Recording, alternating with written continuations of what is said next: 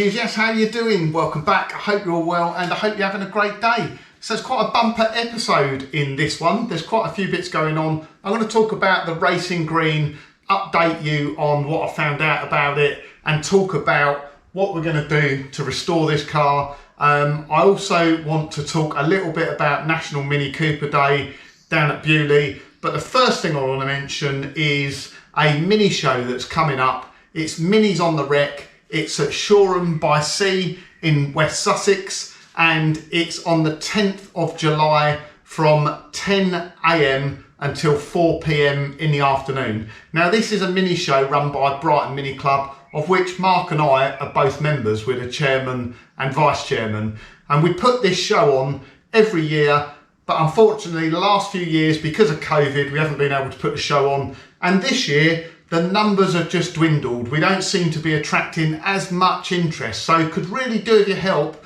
getting the show out there. I'll stick a link in the description if you can share it on Facebook groups and things like that, and ultimately come along to the show if you can. It's a great little show. All the profit goes to charity, Chestnut Tree House, and I want to get as many classic minis there as possible. So I'll be there. I'm going to take P out, I'm going to take Sprout, I'm going to take the racing green, so you'll get a chance to see the racing green before it's even restored. And obviously Mark will be there with his cars as well. So if you want to see myself and Mark in the flesh, come along to that mini show, bring your mini along. And we're also looking for traders. If you want a trade stand there, you know, auto jumble. We're looking for raffle prizes as well. So if you run a business and you'd like to donate something to the raffle, it all goes to a good cause and would really, really appreciate your support. And I don't know what we'll do on the day. I don't want to turn it into the Keith Miller and Mark Draper YouTube mini show. It's not about that. It's the Brighton Mini Club show. But we'll be there. We'll bring the cars along, get a chance to meet and greet, and yeah, it should be a fantastic day. Talking about shows, so National Mini Cooper Day at Beaulieu last week, I saw quite a few of you down there. So hi, thanks for coming over and saying hello. It was really nice to chat and put a face to the name. Sorry, some of you, I couldn't chat for a little bit longer, but it was a very, very busy day. As you can imagine, it was really nice actually. Now I took Sprout down there. I've never entered concourse before, but Mark and Alex Toon bent the arm behind the back and said, come on, do the concourse. We'll sort of travel down together and we can park all in the concourse area. So I said, yeah, I'll do it. Really, I should have taken P out of that show because it's full of rare Mini Coopers. It is a really, really good show. And PL would have been in its element down there. But I decided to take Sprout. I just thought if I'm entering a concourse, Sprout's probably got a better chance of winning because it's just cleaner and fresher. And I'm really, really pleased to say I won. I won my category. I got first place. And I'm super, super proud of that. I'm proud because Project Sprout cost me 1,700 quid and was pretty much going to the scrapyard. And after its restoration, it goes out. First time it's ever been entered into a competition like that. And it won. I'm really, really pleased. And actually I was quite nervous about it. I've done show and shines before. I like the idea of show and shines. Drive it to the car, drive the car to the show, get there, give it a once over, job done.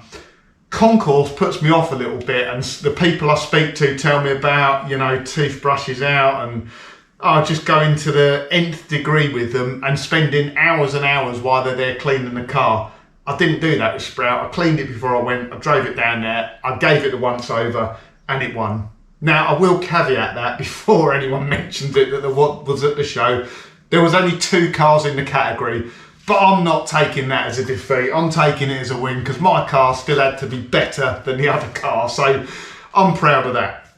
Right, so moving on, the racing green. So it's got to be called Project Racing Green, I think. I can't really come up with anything else for it, and it just sounds all right, Project Racing Green. The plans for it, so I've had it a couple of weeks now.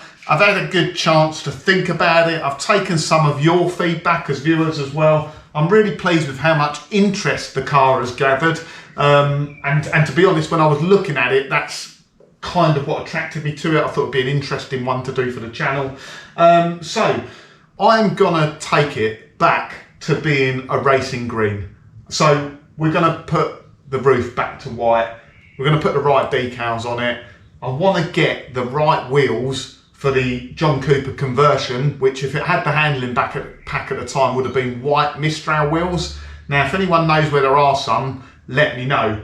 I think they're going to be very, very difficult to get though. They are very, very similar to mini lights. So if push comes to shove, I might get some Rover mini lights and have them refurbished and powder coated white or painted white. So yeah, we're going to go back to standard with the car, standard racing green. We're obviously going to keep all the John Cooper accessories that go with it, so the seats, the tuning kit and everything like that. But I just think it would be good to take it back to that. Now, a couple of bits on the car that I've researched that I've found out since I've done the last video. One is I know the conversion number of the car now. It's actually on the invoice. I didn't realise. I was thinking to myself, you know, where's the plaque? Because it doesn't have a plaque on the crossmember, whereas my Cooper Sport does, and every later Mini I've seen has a plaque. And I saw down there a guy called Pt.2 who has a Mini racing green that has been converted as well, but his was done earlier in 1989, and he has a plaque. So I don't know whether the plaque was on there and it's just been removed or not. But I know the number now. I know where I can get hold of a blank plaque as well. So I think I'm going to get that and get it stamped with the correct number. I've got the paperwork to back it up, so it's not like a case of it being faked or anything like that. I'm just not sure why it doesn't have a plaque. Maybe because this was converted in 1994, they didn't fit the plaques then. They fitted them earlier and they fitted them later, but I don't know. So maybe someone will know. But I can get a plaque, I can get the right number on it now, which is really important. Someone did mention about the head numbers on it as well in a previous video, and I will be looking for the head number in this video. I just wanted to say, so the guy that contacted me said the head should be stamped with the month and year the head was made, and certainly on his head that seems to be right, but his head was a little bit older. Mine is actually stamped 95-97, which when I initially saw it, and you'll see I mentioned it in today's video, I actually thought was the octane rating, 95-97 octane, because it says on it Cooper unleaded. But that is a genuine head number. In the paperwork for the car, on the receipts, they actually list the head number, and that is the correct head number for the car. So I know that head hasn't been changed at any point. That is the original John Cooper head. Now, I have been shopping. I've been buying various bits for the car. I am not really going to start the restoration until the end of September. It's going to be a rolling restoration in between, which means I'm going to just do bits and bobs. It's taxed, it's MOT'd, it's insured. I might as well use it for a bit. And like I say, I'm going to take that down to Minis on the Wreck. So anyone that goes gets to see it in the flesh before it's restored. Yeah, I might even do a few bits. I could do a live classic Mini workshop restoration down at Minis on the Wreck, couldn't I? Maybe not. But I'm going to take the car down there, going to use it. It's going to be a rolling restoration. So over the next few videos, we'll be doing bits and bobs. Now, if you want to see what I look for when I'm going to buy a Mini, I'm going to do a walk around of this car as if I was going to view the car as a buyer and show you the bits I looked for. And then we'll really get into, is the car good, bad, ugly, warts and all, what needs doing on it, what the issues are, and ultimately, did I buy a lemon? Of course I didn't. It's a lovely little car, it just needs a little bit of TLC. Like I say, I have been spending, I've just been buying bits and bobs at the moment, just show you a few bits. We always like an unboxing. So I managed to buy 2 cloth badges. These are actually stitched into the seats of the car. So the Cooper emblems are stitched into the seats. So that's why I've got them. So I do need to get the seats refurbished. I don't think it's going to be cheap to do that. If anyone knows a good upholsterer that can refurbish my seats, get in contact. They are black leather. It needs to go back like they were original. I'm not going to do it in different colours, different material, anything like that. It needs to go back to black leather. So I've got them just in case I need them for the future. I've got some stickers. They're just rocker cover stickers. Obviously, they are reproduction. They're the ones that go on the rocker cover and say for tuning information. contact John Cooper garages. I managed to get these, quite pleased about this actually. So I've got a full decal set, the proper racing green decals. Again, I'm sure these are just reproductions. They're not the original Rover decals, but they are identical. Right size, right colours, everything like that. So, like I say, I'm going to take it back to being a racing green, white roof, right decals on it with the John Cooper conversion, and hopefully some white Mistral wheels. If I can't get Mistrals, I'll go with mini lights. The big bit, I have already opened the box, kind of an unboxing. The big bit of ball was a pair of twin carbs. Now you're probably going to look at them and say, my God, what a state, what are you going to do with them? Well, the plan is to restore these. When I was thinking about it originally, when I thought what I'm going to do with the car, I thought that's fine. I'll just go and buy a new set of twin SU carburetors, until I looked at the price and it scared the life out of me. So a pair of twin SUs, 1.25 with a manifold from Minisport is currently £1,770. I bought these thanks to a subscriber, Pt.2, who pointed them out for me for 150 quid. So they obviously need a full refurb. I don't know much about twin SU carburetors. I don't know whether this is the right manifold. Some of you may be able to see already. It's definitely for a Mini. The width is right. I think this is from an old 998 Cooper. Yeah, there's a few broken bolts, nuts, screws. The only thing I was hoping it did have was the tags on the float chamber, because you can obviously quote that tag number to SU carburetors and they will send out the right repair and rebuild kit for it. So if anyone knows what the correct rebuild kit is, please let me know and I'll get that ordered. So I've got an ultrasonic cleaner. I might even put them on before we get into the restoration. I don't know. Like I say, I might start cleaning them up already. It'd be lovely to get it back onto twin carbs, but I think it's just really important for the originality. To be a John Cooper conversion like that of that era, it would have had twin carbs on it, so it needs to go back to twin carbs. Right, I have waffled on a lot, haven't I? We're going to do some maintenance on the car, so it's a rolling restoration. There's a few bits and bobs I need to just make sure is okay for me to carry on using it, so we're going to do that in today's video. There's some video of Beaulieu at the end. What else? I don't know. Let's get into it. Enjoy today's video. So as you can see, there are those rear lights with clear lenses on. I'm probably going to get rid of these stickers and the GB badge on the back because they wouldn't have been original. The boot lid itself has got loads of dents in it, so I don't know what I'm going to do with that. I might replace the boot lid. I might have a go at a bit of paintless dent removal on there. Let's see what it looks like with the original lenses on, because I think it looks much better. So do we think it looks better? I do. That GB badge was peeling off anyway and was pitted and starting to corrode. And I'm not a fan of stickers and decals and things like that. This one down here, this BMC sticker, I don't know whether it's a sticker or a transfer, but I don't seem to be able to get it off at all. It's almost like it's painted on, but I know it wouldn't have been painted on, but it's almost like a transfer.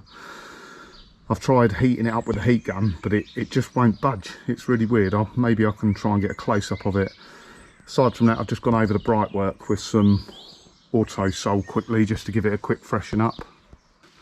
This here, like I say, there's no defined edge. Whether it's just been on there so long, I don't know, but I reckon I'll damage the paintwork getting off. I don't know. Has anyone got one of these or had one in the past? Like I say, it's not like a sticker. It's almost like a transfer. These fuel caps, those were a John Cooper accessory. I'm sure they're either a Monaco fuel cap or a Monza fuel cap. I can't remember. But the later ones, the cheap ones, are chromed. These are solid alloy, so they clean up lovely with a bit of auto sol, but they were quite expensive. The chromed ones are bigger. These are quite nice because when you take the cap off, it comes off with a whole cap. I've just cleaned up the light surrounds. I think that looks much better. The boot itself, there's a few dents in it. The actual boot is corroded. So behind the number plate, the holes where that's why they've got those big washers on there. The holes where the screws have gone, have got corrosion around them. I've just rust treated it and put some wax on it. I mean, it's hidden behind the number plate anyway, and someone's cleaned it up in the past. Right, next job I think is the rocker cover gasket. So we're going to do the oil leak now. I don't know whether you'll be able to see there. If you look down the back there, hopefully I can enlarge this on the camera, but you can see the rocker cover gasket is just poking out the back of the rocker cover there. Surprisingly, I don't actually have a spare rocker cover, so I'm just going to take it off at the moment, clean it off and refit it, and hopefully that stops all the oil leak because there was oil everywhere. Right, that's always a relief. So obviously when I looked at this, I looked through the valve cover or the oil filler and I saw the roller tip rockers and just assumed that that was a John Cooper conversion head, but then I started thinking to myself, maybe it not be it actually. And when I've looked at the old conversion kits, it doesn't actually show or list anywhere roller tip rockers, so they may have been added later. But I've just cleaned off I was looking down here, so on the later heads, like the 1275s, they stamp down here and it will say Coopers and then the valve sizes, and I couldn't see anything down here, but it seems to be at the other end of the head. So I don't know how well that will come out on the camera, but it says Cooper unleaded and it says 95, 97. I don't know what the 90, that's obviously not valve size. That might be octane rating, 95 or 97 octane. So that's good to see. So it looks like it is the original John Cooper conversion head, which is great. I didn't actually look. Oh, it's got double valve springs as well, so that's a bit of a giveaway as well. Now let me show you this rocker cover gasket. Right, so there's the rocker cover as it would be fitted on the car, and when I looked over the back, you can see the gasket splayed out the back there. When I turn it over, I think you can see the problem there. Now some people absolutely swear by blue Hylamar, and they put it on everything. Whenever I do a rocker cover gasket, it goes on bone dry, especially the cork ones, because if you put any sort of gasket sealer on there, it just acts as like a lubricant when you're tightening it down, and it will splay out the side there, especially like silicone sealers, because they take hours to dry. Maybe not, I mean, blue Hylamar does dry a bit quicker, but I swear by doing them dry, and I actually dab bits of super glue in sort of each 4 of the corners and then in the middle on the cork, and then just let it sit there, and I actually super glue just a dab of it, the cork gasket onto the rocker cover, because this is what happens when you tighten it down. If it's not completely dry of grease and oil, if you've got some sort of gasket sealer on there, as you tighten it, it will splay out the side, or as I think with this one, because it wasn't leaking when I went down and saw it, it's obviously moved when it's warmed up and it's come out the back. So like I say, bit of a failure on my part. I don't actually have a spare rocker cover, so rocker cover gasket, I'm just going to clean that up, degrease it, we'll glue it on place and then get it back on the car, and hopefully that's the end of all the big oil leaks. Right, so that's the rocker cover gasket done now, and I took it for a road test. It's still dripping a bit from the gear shift oil seal, but I don't think nearly as bad as it was before.